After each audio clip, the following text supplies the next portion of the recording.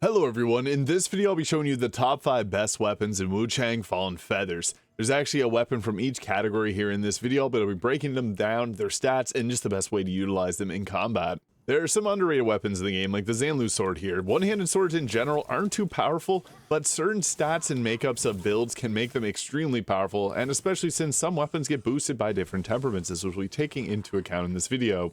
Now, I'll keep it real with you, this is the best weapon in the game, the Twin Bandits. It makes things so much easier, especially with the leech temperaments. The dual blades builds are also quite powerful, and if you use the Blade Master, this is a discipline you can put on your weapon. It basically just makes your main attack faster, you just apply it, so kind of a buff. But on top of all of this, you also get a boost to your healing, and then another boost to your healing with the Blade Master variant number 2. So with this, when you're above 90% madness, which you should be in this build, there's a lot of buffs for that, you recover even more health when you use the Blade Master. If you have taken damage, you can just apply the Blade Master here and then just go spam R1 and you'll clash through the enemy while healing yourself. Although statuses you do have to watch out for, you'll recover health really quickly with this, and especially if you go all in on a build dedicated to this, because you just spam R1 and you're going to close the gap between the enemy. This works especially well against any type of boss that has any weapons, because you can clash with them, which will further enhance your overall healing there. This is further enhanced with the Echo of Bow Magus, because whenever you have that applied, you can tank 3 hits. So all you have to do is just spam R1, getting in close with that Blade Master special attack, and you don't even have to think about much, because you'll be able to attack through most any attack, especially from bosses and some of the harder bosses in the game. The only thing you gotta watch out for is your stamina, but you can blindly smash R1, making this one of the best weapons, honestly. 5 scaling in agility and 2 scaling in strength whenever it's fully maxed out. It's got the block ability too, which is super useful because you can block attacks pairing them off, and yeah, it's just the ultimate defensive but also offensive weapon, making the game so much easier. I do want to give an honorable mention to the bitter Severance here if you're going around Poise Break, which is an interesting condition. Doesn't mean really what you think it would be at first glance. It's basically like a bleed buildup. So with this, you got these scissors here, and they have a special weapon attack, which you do the scissor attack. And if you have a feathering, or if you have the Poise Break temperament, you do an additional damage on top of that.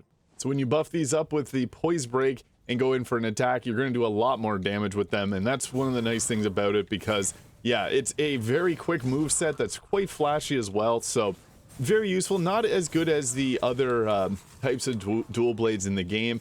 The first ones that you get are not that great, honestly, but this one here is quite solid. I would prefer the leech temperaments on top of the other weapon though, as I just found that that was a bit more effective. And using with the temperaments on, the skill here can do a crazy amount of Poise Break, which is insane about against bosses, especially if you can get this to spam, because then you're just going to cut them down just like that. So yeah, honorable mention. And next we got the Zhanlu Sword. This is one of the most annoying weapons to get. You have to interact with 13 different things earlier on in the game, but it's worthwhile because it's got a 6 scaling in agility and 6 scaling in feathering, and it does extra damage if you put feathering or corruption. I'd recommend the feathering because the damage buff is actually quite nice. And you can see here it also deals a little bit extra damage in the feathering variety alongside stab, blunt, and slash, and it gives a little bit of a boost to our spell power. Not as strong as a boost as the Plumed Grace would with its 60 spell power buff, or the 50 from the Astral Blade, which you'll likely already have at this point. And the Dark Frost Edge I wouldn't consider much of a spellcasting one, but you can spellcast with the Zhanlu Sword. Now what makes it so good is its skill. Now what's great is it also has good scaling, so if you have higher levels you're going to get a bigger bang for your buck from this. And the Shadowless Blade here is pretty effective, so you go in and slash just like that, and even just your normal attacks. The one-handed skill tree is pretty garbage, but the dash attack's really nice there, so doing a light combo and then the dash with a bit of a stab at the end is very effective. Also, if you apply the feathering temperaments, you do some pretty crazy damage numbers. So 313 there, and then using our weapon skill, boom, yeah, 1,000 damage on just a single R1 there. Does use 2 Skyborn Might to cast that, but yeah, it hits very hard. But the other reason that we use this is because you can cast some of the more powerful spells in the game, especially if you miss, they're still going to do a ton of damage on enemies. Yeah, you see it there. So kind of a good combination of everything. I think this sword will get a little bit underrated by people because there are better for spell casting. That's why we do want to give an honorable mention to the Plumed Grace. This is unfortunately a new game plus weapon, and you have to beat the game to get this weapon, but 60 bonus to your spell power is nuts. And actually an early game beast is the Dark Frost Edge, because this gives you the evasive maneuver. And what's so good about this is it basically gives you an extra dodge. So yeah, early game, there's a lot of bosses that helped out my first playthrough with this, because it gives you a bit more leniency in terms of getting hit. So there's a couple honorable mentions there, but I do think that the best sword is the Zhanlu Sword, despite being a big pain to get. Also, a little side note that you should use this benediction set of the 3, 6, and 9 disciplines, and then it boosts it up if you got 12. It really does boost up the damage. And next is the Empyrean Greataxe, because that Empyrean crash attack is pretty nuts. And also the charge heavy attack coming off of a Greataxe is also very powerful. And this one just sets you up for good positioning often. Now the Rampage skill combined with the Leech Temperament, you can basically also just spam R1 similar to the Twin Bandits, because you're going to be healing yourself much more than you would from the Twin Bandit sword, because this does so much damage. Yeah, it's R1 button spam, but you do get the Empyrean Crash, which gives you a ton of mobility. And that's what's great about this, is that'll also give you a bit of leech too, so you can jump around with extra mobility. You then have your Rampage there, which is a big attack, giving you even further healing on your attacks. I actually found that this combination with the Echo of Bo Magus, this helped me beat Zhao Yun pretty easily, one of the hardest bosses in this game, because you do get some massive abilities to mobilize yourself after the bosses, because a lot of bosses in this game run away from you, but then also recover if the boss is in your face. This has a 5 scaling in strength, and it's mostly blunt damage. So yeah, overall a very strong weapon. Rampage does cost 3 Skyborn Might, and Empyrean Crash costs 2. However, this weapon does get Skyborn Might pretty quickly, because if you get your whole attack combo off, you're able to recover 3 Skyborn Might, and there are some spells that allow you to go right into that attack. So you can pretty much combo with this weapon very well, and the higher your strength, the higher the numbers you're going to see, as the scaling is quite nice there. The other great axes don't really compare. Like Zi Zhao's Fang there is a huge loss to your damage, but you get the Draconic Bombardment, which is a ranged attack. However, it's not really worth it. Whenever you fight the Nightmare Demon, they also use this weapon, so you'll get to see it in action. Just not that good. Halberd's okay early game with a Mighty Blow, nothing spectacular there. The Scorn Great Axe and the Cinder Dragon Coil both having like a fire skill, but no actual fire damage on the weapon unless you use the fire temperaments. So if you want a fire temperaments, they're okay, but there's actually a much better weapon with the long swords, which we'll be getting to next. Now, I'll admit, the longswords have the most stacked lineup of weapons, with 3 exceptionally good ones. Now, the Flamebringer is kind of a cheese weapon against a lot of boss fights, because it can just melt their health bars. You can see it in action here. Those fireballs absolutely decimate any boss that's weak to fire. So the Tiger, the Dragon, and the final boss you face off against all get hit really hard by this strategy. Yeah, something about large-sized bosses that get hit multiple times by a fireball is very satisfying. And again, some faster phases of fights, as long as you can stick to the backside there and just spam the skill, it's going to destroy the boss. And if you wondered why the skill tree of the longswords have feathering built in, is because of the Serpent's Fang. This is one of 3 weapons that deals feathering damage in the game, with the 2 others being one-handed swords. So this can be a kind of good counter if you want to apply a one-handed sword, because the one-handed swords, if you're just running around, will generate your Skyborn Might. But the Serpent's Fang comes with a long-range attack as well, which makes it pretty useful. The weapon skill on this, the Feathering Wind Strike, is super useful, as you can see right there.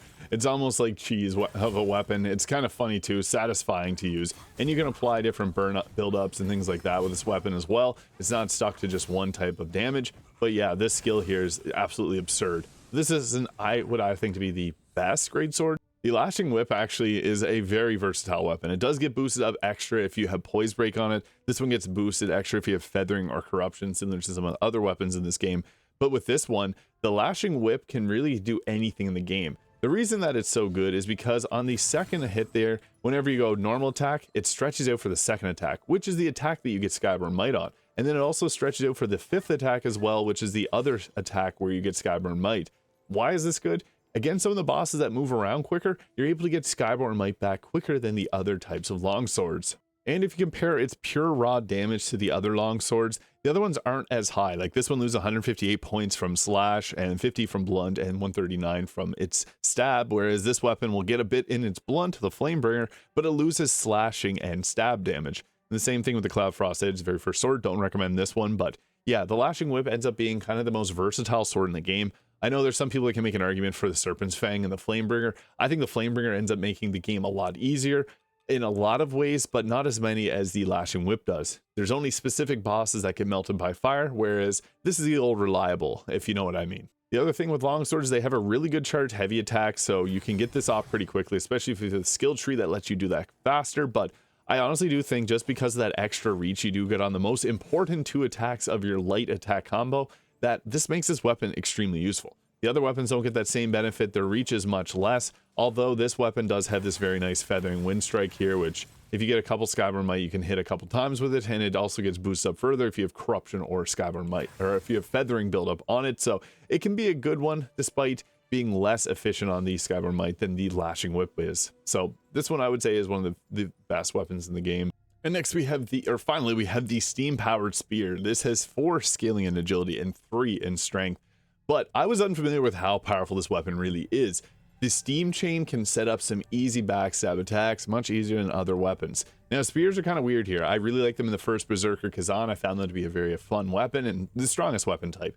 In this game, I feel like the other weapons are a little bit better, like Dual Blades having crazy, Heal Yourself, Life Steal, the Leech Temperaments, crazy. The Greataxe has got massive amounts of posture damage, and you can just kind of hold the charge button down. Long swords are just versatile for every situation, and the one-handed swords are good if you want to do spellcasting, whereas the spear doesn't really have its own niche, but the Steam Chain is what makes this weapon so good. So it's that attack there, and you basically set yourself up for a free backstab attack just like that, and then you can do your Obliterate attack.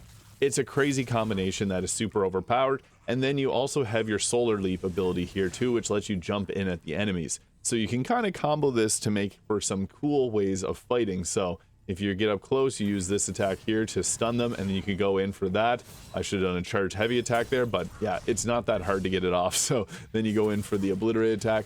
Easy combo. The Steam Chain is absolutely ridiculous. So if you're ever struggling against a boss, they may be pretty weak to this here combination, because yeah, it sets you up for the free backstab attack. You don't even have to think. It's literally just pressing the left bumper, your charge heavy attack, and then following up with the Obliterate attack. So yeah, I would say the Steam Power Spear is one of the best weapons in the game.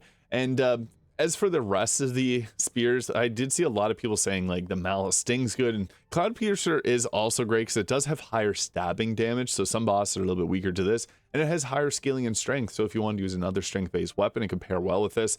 And the Unstoppable Force being a nice skill, but I just think Steam Chain is so much better with only a 2 cost, and the ability to set up those critical hits really easily. Now, if this weapon isn't working out for you, you can always switch to Dual Blades and kind of combo with both of them, because they do have a bit of agility scaling as well, or you can go with the Long Sword too, as the similar kind of stat spreads there. But that's what I believe to be the top 5 best weapons in Wuchang Fallen Feathers. Let me know your favorites in the comments below. Hit the subscribe button if you haven't already. Hope you have a great day, and we'll catch y'all in the next video.